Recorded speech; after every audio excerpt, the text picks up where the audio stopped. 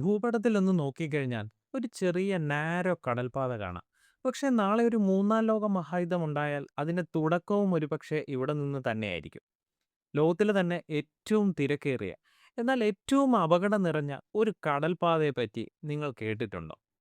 നമ്മുടെ ആഗോള സമ്പദ് വ്യവസ്ഥയുടെ ജീവരേഖ എന്ന് പോലും വിളിക്കാവുന്ന, എന്നാൽ നാളെ ഒരുപക്ഷെ ഒരു യുദ്ധമുണ്ടായാൽ ലോകത്തെ മുഴുവൻ നിശ്ചലാവസ്ഥയിലേക്ക് എത്തിക്കുവാൻ കെൽപ്പുള്ള ഒരു ഇടുങ്ങിയ കടലിടുക്കിനെ പറ്റി പറയാം. ഹോർമൂസ് എന്നൊരു പേരായിരിക്കും നിങ്ങളുടെ എല്ലാവരുടെയും മനസ്സിൽ ഒരു പക്ഷേ വന്നിട്ടുണ്ടാവുക. എന്നാൽ നിങ്ങളുടെ അസംഷൻ തെറ്റാണ്.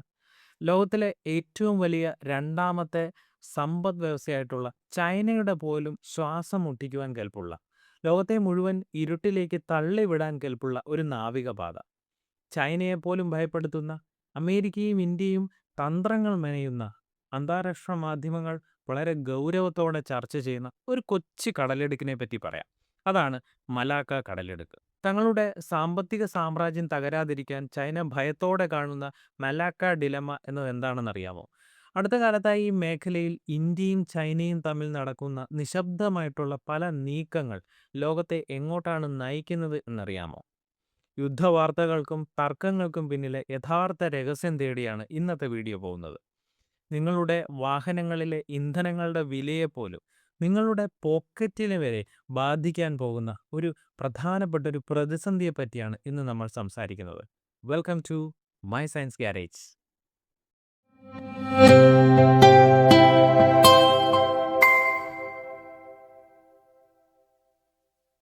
ജിയോ പൊളിറ്റിക്സ് ആയിട്ട് നോക്കുമ്പോൾ ആഗോള വ്യാപാരത്തിൽ ഏറ്റവും അധികം നിർണായകമായിട്ടുള്ള ഒരു നാവിക പാതയാണ് മലാക്ക കടലെടുക്കെന്ന് കാണാം. പടിഞ്ഞാറ് ഇന്ത്യൻ മഹാസമുദ്രത്തിന്റെ ഭാഗമായിട്ടുള്ള ആൻഡമാൻ കടലും കിഴക്ക് പസഫിക് മഹാസമുദ്രത്തിന്റെ ഭാഗമായിട്ടുള്ള സൗത്ത് ചൈന കടലുമാണ് ഇതിന്റെ അതിരുകൾ. വടക്ക് കിഴക്ക് ഭാഗത്തായിട്ട് മലേഷ്യ, സിംഗപ്പൂർ എന്നീ രാജ്യങ്ങളും തെക്ക് പടിഞ്ഞാറ് ഭാഗത്തായി ഇന്തോനേഷ്യൻ ദ്വീപായിട്ടുള്ള സുമാത്രയുമാണ് ഇതിൻ്റെ പ്രധാനമായിട്ടും അതിരുകൾ പങ്കിടുന്ന രാജ്യങ്ങളായിട്ട് കാണാൻ സാധിക്കുന്നത്. ഏകദേശം 800 കിലോമീറ്റർ നീളമുണ്ട് ഈ ഒരു കടലിടുക്കിന്. എന്നാൽ ഇതിൻ്റെ വീതി എല്ലായിടത്തും സെയിം അല്ല എന്ന് കാണാൻ സാധിക്കും. ഇതിൻ്റെ ഏറ്റവും വീതി കുറഞ്ഞ ഭാഗം സിംഗപ്പൂരിന് സമീപമുള്ള ഫിലിപ്പ് ചാനലാണ് എന്ന് കാണാൻ സാധിക്കും. അവിടെ ഇതിൻ്റെ ആവറേജ് വീതി എന്ന് പറയുന്നത് 2.8 കിലോമീറ്റേഴ്സ് മാത്രമാണ്. ചില ഭാഗങ്ങളിൽ ആഴം വളരെ കുറവായതുകൊണ്ട് തന്നെ ലോകത്തിലെ വലിയ ഭീമൻ കപ്പലുകൾക്കൊന്നും ഇതിലൂടെ വളരെ സുഗമമായി കടന്നു പോകുന്നത് അത്ര എളുപ്പമുള്ള കാര്യമല്ല. ഇംഗ്ലീഷ് ചാനലൊക്കെ കഴിഞ്ഞാൽ ലോകത്തിലെ തന്നെ ഏറ്റവും തിരക്കേറിയ രണ്ടാമത്തെ നാവിക പാതയായിട്ടാണ് ഇതിനെ കണക്കാക്കിയിട്ടുള്ളത്. പ്രതിവർഷം 90,000-ലധികം കപ്പലുകൾ ഇതിലൂടെ കടന്നു പോകുന്നുണ്ട് എന്നാണ് കണക്കുകൾ സൂചിപ്പിക്കുന്നത്. അപ്പോൾ ഇത്രയുമാണ് ഇതിൻ്റെ ഭൂമിശാസ്ത്രപരമായിട്ടുള്ള ഒരു പ്രത്യേകതകളായിട്ട് എടുത്തു പറയാനുള്ളത്. അപ്പോൾ ഒരു നിമിഷം ഒന്ന് ആലോചിച്ച് നോക്കുക. ഇന്ന് ലോകത്ത് നടക്കുന്ന, കടൽ മാർഗം നടക്കുന്ന ആകെ വ്യാപാരത്തിൻ്റെ നാലിലൊന്നും കടന്നു പോകുന്നത് ഈ ഒരൊറ്റ ഇടുങ്ങിയ പാതയിലൂടെയാണ് എന്നതാണ് സത്യം. അതായത് പ്രതിവർഷം ഏകദേശം 90,000-ഓളം ഭീമൻ കപ്പലുകളാണ് ഈ വഴി പോകുന്നത് എന്നാണ് പറഞ്ഞു വരുന്നത്. യൂറോപ്പിൽ നിന്നും മിഡിൽ ഈസ്റ്റിൽ നിന്നും നമ്മുടെ ഏഷ്യ വൻകരയിലേക്കും അതേപോലെ അവിടെ നിന്ന് തിരിച്ചും പോകുന്ന എല്ലാ തരത്തിലുള്ള ഉപഭോക്തൃ ഉൽപ്പന്നങ്ങളും, അത് ഇലക്ട്രോണിക്സ് ആയിക്കോട്ടെ, നമ്മൾ ഉപയോഗിക്കുന്ന വസ്ത്രങ്ങളായിക്കോട്ടെ, ഭീമൻ യന്ത്ര സാമഗ്രികളൊക്കെ ആയിക്കോട്ടെ, അപ്പോൾ ഇവയെല്ലാം കടന്നു പോകുന്ന ഒരു പ്രധാന റൂട്ട് ഇതാണ്. അറ്റ്ലാന്റിക് സമുദ്രത്തെക്കാളും പസഫിക് സമുദ്രത്തെക്കാളും വളരെ സാന്ദ്രതയേറിയിട്ടുള്ള കപ്പൽ ഗതാഗതമാണ് ഇവിടെ നടക്കുന്നത് എന്നതാണ്. അതുകൊണ്ട് തന്നെ ഈ വഴിയിലൂടെ ഉണ്ടാകുന്ന ഒരു ചെറിയൊരു തടസ്സം പോലും ആഗോള വിതരണ ശൃംഖലയെ നിമിഷ നേരം കൊണ്ട് തകിടം മറിക്കുന്ന ഒരു സിറ്റുവേഷനൊക്കെ ഉണ്ടാക്കാറുണ്ട്. വ്യാപാരത്തെക്കാൾ നമ്മൾ ഭയപ്പെടുന്നത് അതിൻ്റെ ഊർജ പ്രാധാന്യം കൊണ്ട് തന്നെയാണ്. ലോകത്തിലെ ഏറ്റവും വലിയ ഓയിൽ ചോക്ക് പോയിന്റാണ് ഈ ഒരു മേഖല. മിഡിൽ ഈസ്റ്റിലെയും അതേപോലെ ആഫ്രിക്കയിലെയും ഒക്കെ എണ്ണപ്പാടങ്ങളിൽ നിന്ന് ഉൽപ്പാദിപ്പിക്കുന്ന ക്രൂഡ് ഓയിലുണ്ട്. ഇത് ഏഷ്യൻ വിപണികളിലേക്ക് എത്തണമെങ്കിൽ ഈ ഒരു മലാക്ക പോയിന്റ് കടന്നുപോയേ പറ്റൂ.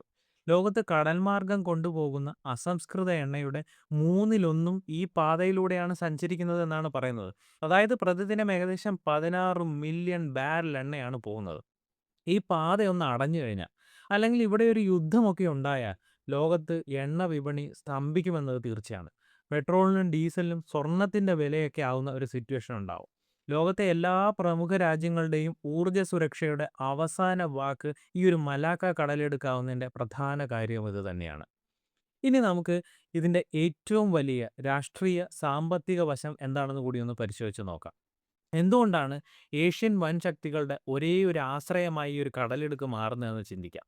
കിഴക്കൻ ഏഷ്യയിലെ 3 വൻ ശക്തികളുണ്ട്. China, Japan, South Korea. അതേപോലെ തന്നെ തായ്വാൻ എന്ന് പറയുന്ന ഈ രാജ്യങ്ങൾ. അപ്പോൾ ഈ രാജ്യങ്ങളുടെ സാമ്പത്തിക നിലനിൽപ്പ് തന്നെ പൂർണ്ണമായിട്ടും ഈ ഒരു പാതയെ ആശ്രയിച്ചാണ് ഇരിക്കുന്നത് എന്ന് പറയുവാനായിട്ട് സാധിക്കും. ലോകത്തിലെ ഏറ്റവും വലിയ മാനുഫാക്ചറിംഗ് ഹബ്ബായിട്ടുള്ള ചൈനയ്ക്ക് തങ്ങളുടെ ഫാക്ടറികൾ പ്രവർത്തിപ്പിക്കുവാൻ വളരെ വലിയ രീതിയിൽ ഇന്ധനം അത്യാവശ്യമായിട്ടുള്ള ഒരു സിറ്റുവേഷനാണ്. ചൈന ഇറക്കുമതി ചെയ്യുന്ന എണ്ണയുടെ 80% വരുന്നത് ഈ ഒരു മലാക്ക കടലിടുക്കിലൂടെയാണെന്ന് കാണാൻ സാധിക്കും. ജപ്പാനിലേക്കും സൗത്ത് കൊറിയയിലേക്കും പോകുന്ന ഇന്ധനത്തിൻ്റെ ഭൂരിഭാഗവും ഇതുവഴി തന്നെയാണ് കടന്നു പോകുന്നത് എന്നതാണ് ഒരു ഫാക്ട്. അപ്പോൾ ചുരുക്കി പറയുകയാണെന്നുണ്ടെങ്കിൽ ഈ രാജ്യങ്ങളുടെ ശ്വാസകോശമാണ് മലാക്ക എന്ന് പറയാം. ഈ പാതയിലെ നിയന്ത്രണം നഷ്ടപ്പെട്ടാൽ ചൈന ഉൾപ്പെടെയുള്ള രാജ്യങ്ങളുടെ സാമ്പത്തിക വളർച്ച ഒറ്റ ദിവസം കൊണ്ട് 0 എന്ന് പറയുന്ന ഒരു അവസ്ഥയിലേക്ക് വരെ വന്നേക്കാം. തങ്ങളെ തകർക്കുവാനായിട്ട് ശത്രുക്കൾക്ക് കിട്ടുന്ന ഏറ്റവും വലിയ ആയുധം ഈ കടലിടുക്ക് തന്നെയാണ് എന്ന് നന്നായിട്ട് അറിയാവുന്ന ഒരു രാജ്യമാണ് ചൈന.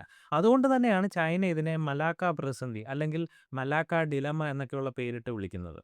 ഈ ചൈന നേരിടുന്ന ഏറ്റവും വലിയ ഭൗമ രാഷ്ട്രീയ ബലഹീനതയാണ് ഇത് എന്ന് ഞാൻ ആദ്യമേ സൂചിപ്പിച്ചായിരുന്നു. അപ്പോൾ ഈ ചൈനയുടെ സമ്പദ് വ്യവസ്ഥയുടെയും വ്യവസായങ്ങളുടെയൊക്കെ ശ്വാസം നിലനിർത്തുന്നത് അവർ ഇതുവഴി ഇറക്കുമതി ചെയ്യുന്ന അസംസ്കൃത എണ്ണ ഉപയോഗിച്ചിട്ടാണ്. ഭാവിയിൽ ഈ തായ്വാൻ വിഷയത്തിലോ അല്ലെങ്കിൽ സൗത്ത് ചൈന കടൽ തർക്കങ്ങളിലോ ഒക്കെ ചൈന ഒരു യുദ്ധത്തിലേക്ക് പോകുന്ന ഒരു സിറ്റുവേഷൻ ഉണ്ടായാൽ ശത്രു രാജ്യങ്ങൾക്ക് ഈ മലാക്ക കടലിടുക്ക് വളരെ എളുപ്പത്തിൽ തന്നെ ഉപരോധിക്കുവാൻ സാധിക്കുമെന്നാണ് ഈ പറഞ്ഞു വരുന്നത്. വെറും 2.8 കിലോമീറ്റർ മാത്രം വീതിയുള്ള ചില ഭാഗങ്ങൾ ഈ കടലിടുക്കിലുണ്ട് എന്ന് ഞാൻ നേരത്തെ സൂചിപ്പിച്ചു. ഇവിടെ കപ്പലുകൾ തടയുകയാണെന്നുണ്ടെങ്കിൽ ചൈനയിലേക്കുള്ള ഇന്ധന പ്രവാഹം പൂർണ്ണമായി നിലയ്ക്കുന്ന ഒരു സിറ്റുവേഷൻ ഉണ്ടാവും. ഇത് ചൈനയുടെ വ്യവസായങ്ങളെയും അതേപോലെ തന്നെ സൈന്യങ്ങളെയും ദിവസങ്ങൾക്കുള്ളിൽ തകർക്കുന്ന ഒരു സിറ്റുവേഷൻ ഉണ്ടാവും. തങ്ങളുടെ സാമ്പത്തിക സാമ്രാജ്യത്തിൻ്റെ നിയന്ത്രണം മറ്റുള്ളവരുടെ കൈകളിലേക്കാകുമോ എന്ന ചൈനയുടെ ഏറ്റവും വലിയ ഈ ഒരു ഭയം തന്നെയാണ് മലാക്ക പ്രതിസന്ധി എന്ന പേരിൻ്റെ ഏറ്റവും വലിയ ആധാരമായിട്ടുള്ളത്. ഈ അടുത്ത കാലത്തായിട്ട് അമേരിക്ക, ഇന്ത്യ, ജപ്പാൻ, ഓസ്ട്രേലിയ എന്നീ 4 രാജ്യങ്ങൾ ഉൾപ്പെടുന്ന ക്വാഡ് സഖ്യം ശക്തമാകുന്നത് ചൈനയുടെ ഈ ഒരു മലാക്ക ഭീതി ഇരട്ടിപ്പിക്കുന്ന ഒരു തലവേദനയായിട്ടുള്ള കാര്യമാണ്. ഇൻഡോ പസഫിക് മേഖലയിൽ ചൈനയുടെ ഏകപക്ഷീയമായിട്ടുള്ള കടന്നുകയറ്റങ്ങളെ തടയുന്നതിന് വേണ്ടിയിട്ടാണ് ഈ ക്വാഡ് സഖ്യം രൂപീകരിച്ചിരിക്കുന്നതെന്ന് മനസ്സിലാക്കാം. മലാക്ക കടലിടുക്കിൻ്റെ പടിഞ്ഞാറെ കവാടം, അതായത് ഇതിൻ്റെയൊക്കെ തുടക്കം എന്ന് പറയുന്നത് അത് സ്ഥിതി ചെയ്യുന്നത് ഇന്ത്യയുടെ തന്നെ ഭാഗമായിട്ടുള്ള ആൻഡമാൻ നിക്കോബാർ ദ്വീപുകൾക്ക് തൊട്ടടുത്തായിട്ടാണ്. ക്വാഡ് സഖ്യത്തിലെ ഏറ്റവും നിർണായക ശക്തിയായിട്ടുള്ള ഇന്ത്യ ഈ അടുത്ത കാലത്തായിട്ട് ഈ ആൻഡമാനിൽ തങ്ങളുടെ സൈനിക ശേഷിയും അതേപോലെ തന്നെ നാവിക നിരീക്ഷണ സംവിധാനങ്ങളും വൻതോതിൽ വർദ്ധിപ്പിച്ചിട്ടുള്ളത് നമ്മൾ വാർത്തയിലൂടെ കണ്ടിട്ടുള്ളതാണ്. ഇതിൻ്റെ അർത്ഥം മലാക്കയിലേക്ക് പ്രവേശിക്കുന്ന എല്ലാ ചൈനീസ് കപ്പലുകളെയും നിരീക്ഷിക്കാനും യുദ്ധമുണ്ടായാൽ അതിനെ അവിടെ വെച്ച് തന്നെ തടയാനും ഇന്ത്യക്ക് സാധ്യതയുണ്ട് എന്നൊരു കാര്യമാണ് പറയുന്നത്. ക്വാഡ് രാജ്യങ്ങളായിട്ടുള്ള അമേരിക്കയും ഇന്ത്യയും ഓസ്ട്രേലിയയും ജപ്പാനും ഇന്ന് സംയുക്തമായിട്ട് മലബാർ എക്സസൈസ് പോലെയുള്ള വലിയ വലിയ നാവിക അഭ്യാസങ്ങളൊക്കെ നടത്തുന്നുണ്ട് എന്നും വാർത്തയിൽ കണ്ടു. മലാക്ക കടലിടുക്ക്, സുന്ദ കടലിടുക്ക്, ലംബോക്ക് കടലിടുക്ക്, അങ്ങനെ ഇടുങ്ങിയ നാവിക പാതകളൊക്കെ എങ്ങനെ സംയുക്തമായി ഉപരോധിക്കാം എന്ന തന്ത്രപരമായിട്ടുള്ള പരിശീലനങ്ങളും ഇതിൻ്റെ ഭാഗമായിട്ട് നടക്കുന്നതായിട്ട് കാണാം. മലാക്ക കടലിടുക്കിൻ്റെ ആഴക്കുറവ് കാരണം ഈ ചൈനീസ് അന്തർവാഹിനികൾക്ക് വെള്ളത്തിനടിയിലൂടെ രഹസ്യമായിട്ട് കടന്നു പോകുന്നതിന് വളരെ ബുദ്ധിമുട്ടുള്ള ഒരു സിറ്റുവേഷൻ അവിടെയുണ്ട്. ക്വാഡ് സഖ്യം ഈ മേഖലയിൽ സ്ഥാപിച്ചിട്ടുള്ള അത്യാധുനിക സോണാർ സംവിധാനങ്ങളും P-8I പോസൈഡൺ പോലെയുള്ള നിരീക്ഷണ വിമാനങ്ങളുമൊക്കെ ഉപയോഗിച്ച് ചൈനയുടെയൊക്കെ ആ ഒരു നീക്കത്തെ പൂർണ്ണമായിട്ട് നിയന്ത്രിക്കാൻ നമുക്ക് സാധിക്കുന്നുമുണ്ട്. അപ്പോൾ ഈ ക്വാഡ് സഖ്യവും ഇന്ത്യയൊക്കെ ചേർന്ന് മലാക്ക കടലിടുക്കിൽ തങ്ങളുടെ കഴുത്തിന് പിടിക്കുമെന്ന് ചൈനയ്ക്ക് വളരെ നന്നായിട്ട് അറിയുന്ന ഒരു കാര്യം തന്നെയാണ്. അപ്പോൾ അതുകൊണ്ട് തന്നെ അവർ ഈ ഒരു സിറ്റുവേഷനെ കയ്യും കെട്ടിയൊന്നും നോക്കിയിരിക്കാൻ തയ്യാറല്ല. മലാക്കയെ പൂർണ്ണമായിട്ട് ഒഴിവാക്കിക്കൊണ്ട് ചൈന കോടിക്കണക്കിന് ഡോളറൊക്കെ മുടക്കി ചില പ്ലാൻ ബി പദ്ധതികൾ, പാതകളൊക്കെ ഇങ്ങനെ നിർമ്മിച്ചുകൊണ്ടിരിക്കുന്ന ഒരു സ്ഥിതിവിശേഷമുണ്ട്. അതിൽ ഏറ്റവും പ്രധാനമായിട്ട് പറയാനുള്ളത് സിപെക് ആണ്. പാകിസ്ഥാനിലെ ഗ്വാദർ തുറമുഖത്തെ ഈ റോഡുകളും റെയിൽവേ പൈപ്പ് ലൈനുകളും ഒക്കെ വഴി ചൈനയുമായിട്ട് നേരിട്ട് ബന്ധിപ്പിക്കുന്ന ഒരു പ്രധാനപ്പെട്ട പദ്ധതിയാണിത്. മിഡിൽ ഈസ്റ്റിൽ നിന്ന് വരുന്ന എണ്ണ കപ്പലുകളൊക്കെ ഗ്വാദർ തുറമുഖത്ത് ഇറക്കും. അതിനുശേഷം അവിടെയുള്ള പൈപ്പ് ലൈനുകളൊക്കെ ഉപയോഗിച്ച് മലാക്കയിൽ ടച്ച് ചെയ്യാതെ നേരിട്ട് ചൈനയിലേക്ക് ഇന്ധനത്തെ എത്തിക്കുക എന്നതാണ് ഇതിൻ്റെ പ്രധാന ലക്ഷ്യമായിട്ട് പറയുന്നത്. അതേപോലെ ഈ മ്യാൻമാർ കോറിഡറാണ് ചൈനയുടെ മറ്റൊരു പ്രധാനപ്പെട്ട ബദൽ പാത. ബംഗാൾ ഉൾക്കടലിൽ നിന്ന് മ്യാൻമാർ വഴി ചൈനയിലേക്ക് നേരിട്ട് എണ്ണയും പ്രകൃതിവാതകങ്ങളുമൊക്കെ ഇറക്കുമതി ചെയ്യുന്ന വലിയൊരു പൈപ്പ് ലൈൻ ശൃംഖലയായിട്ടാണ് ചൈന ഈ പദ്ധതിയുമായി മുന്നോട്ട് പോകുന്നത് എന്ന് കാണുവാനായിട്ട് സാധിക്കും. അപ്പോൾ ഈ പദ്ധതിയെ പറ്റിയൊക്കെ കേൾക്കുമ്പോൾ നമ്മൾ വിചാരിക്കും എന്തോ വലിയ വലിയ പദ്ധതികളൊക്കെയാണെന്ന് തോന്നും. പക്ഷേ മലാക്ക കടലിടുക്കിന് പൂർണ്ണമായിട്ടുള്ള ഒരു ബദലാവാൻ ഇവയ്ക്കൊന്നും കഴിയില്ല എന്നതാണ് സത്യം. അപ്പോൾ അതെന്തുകൊണ്ടാണെന്നായിരിക്കും നിങ്ങൾ ചിന്തിക്കുന്നത്. കാരണം വലിയ കപ്പലുകളിൽ കൊണ്ടുപോകാൻ കഴിയുന്ന അത്രയും എണ്ണ പൈപ്പ് ലൈനുകൾ വഴിയോ അല്ലെങ്കിൽ ട്രക്കുകളൊക്കെ ഉപയോഗിച്ച് കൊണ്ടോ പോകണമെന്നുണ്ടെങ്കിൽ വലിയ രീതിയിലുള്ള ചെലവുകൾ വളരെ അത്യാവശ്യമാണ്. മാത്രമല്ല സിപ്പെക്ക് കടന്നു പോകുന്നത് ലോകത്തിലെ ഏറ്റവും ഉയരം കൂടിയ ഹിമാലയൻ മലനിരകളായിട്ടുള്ള കാരക്കോറം ഹൈവേ വഴിയാണ്. അപ്പോൾ ഈ തണുപ്പ് കാലമൊക്കെ ആയിക്കഴിഞ്ഞാൽ ഈ പാത അടഞ്ഞു പോകുന്നത് ഭയങ്കര പ്രശ്നം ഉണ്ടാക്കുന്ന ഒരു സിറ്റുവേഷൻ തന്നെയാണ്. അതേപോലെ തന്നെ പാകിസ്ഥാനിലെ ഈ ബലൂചിസ്ഥാൻ പ്രവിശ്യയിലൂടെയാണ് ഈ ഒരു പാത പ്രധാനമായിട്ടും കടന്നു പോകുന്നത്. അവിടെയുള്ള ചില വിമത ഗ്രൂപ്പുകളൊക്കെ ചൈനീസ് പ്രൊജക്റ്റുകൾക്ക് നേരെ നിരന്തരം ബോംബാക്രമണം നടത്തുന്ന സിറ്റുവേഷനുമുണ്ട്. ഇനി മ്യാൻമാറിലാണെങ്കിലോ കടുത്ത ആഭ്യന്തര യുദ്ധവും രാഷ്ട്രീയ അസ്ഥിരതയും ഒക്കെ നിലനിൽക്കുന്ന ഒരു രാജ്യമാണ്. അപ്പോൾ ഈ രാജ്യങ്ങളിലൂടെയുള്ള ഇന്ധന വിതരണം അതുകൊണ്ട് തന്നെ വളരെയധികം സുരക്ഷിതമല്ലാത്ത ഒരു സിറ്റുവേഷനാണ് സമ്മാനിക്കുന്നത് എന്ന് ചൈനയ്ക്ക് നന്നായിട്ട് അറിയാവുന്ന കാര്യം തന്നെയാണ്. അതുപോലെ തന്നെ ഈ മലാക്ക കടലിടുക്കിലൂടെ പ്രതിദിനം 16 മില്യൺ ബാരൽ എണ്ണയാണ് ഒഴുകിക്കൊണ്ടിരിക്കുന്നത്. ഈ ഭീമമായ അളവിൻ്റെ ചെറിയൊരു ശതമാനം പോലും പൈപ്പ് ലൈനുകൾ വഴി ചൈനയിലേക്ക് എത്തിക്കാൻ സാധിക്കില്ല എന്നതാണ് ഒരു ഇമ്പോർട്ടൻ്റ് ആയിട്ടുള്ള ഫാക്റ്റ്. ചുരുക്കി പറഞ്ഞാൽ ചൈന എത്രയൊക്കെ പണം വാരിയെറിഞ്ഞ് ഇതിന് പകരമായിട്ടുള്ള ബദൽ പാതകളൊക്കെ ഉണ്ടാക്കിയെടുത്താലും ഭൗമശാസ്ത്രപരമായി മലാക്ക കടലിടുക്കിൻ്റെ പ്രാധാന്യം കുറയ്ക്കുവാൻ അവർക്ക് തീർച്ചയായും സാധിക്കില്ല എന്നതാണ്.